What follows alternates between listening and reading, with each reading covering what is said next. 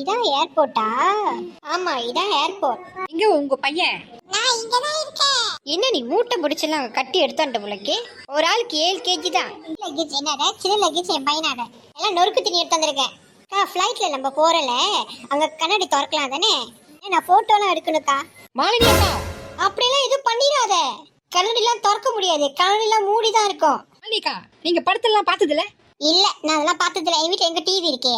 உங்க வீட்டுக்கு படம் பார்க்க வந்தா வேட்டி அடிச்சிருவீங்க. நீ என் வீட்டுக்கு படம் பார்க்க வந்தா தொலை தொலை பேசிக்கிட்டே இருப்பியே. இங்கே உங்க சண்டையை விடுங்க. ஸ்கூல்ல எங்களுக்கு மிஸ் சொல்லி கொடுத்திருக்காங்க. ஃளைட்டுக்குள்ள வந்து எமர்ஜென்சி டோர் இருக்குமா. ஆனா அந்த டோருக்கு அதுல நம்ம உட்கார்ந்துக்கலாமா, அந்த டோருக்கு திறக்க கூடாது. பின்னி, நான் திறக்க போறேன் பின்னி. தயவு செய்து அந்த மேல எதுவும் பண்ணிடாத. நீ அந்த மாதிரி பண்ணா உன்னை பிடிச்சு உள்ள வச்சிருவான்.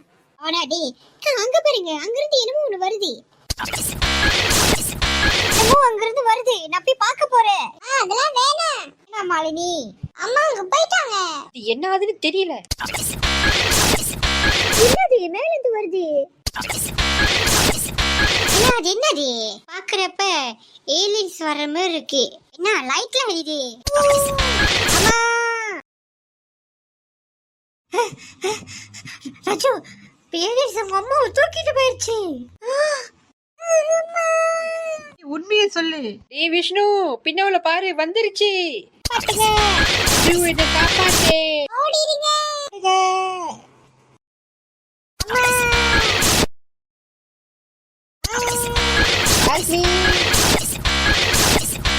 மேடம், ஒரு ஏலியன்ஸ் வந்து ஒரு குடும்பத்தை கடத்திட்டு போயிருச்சு.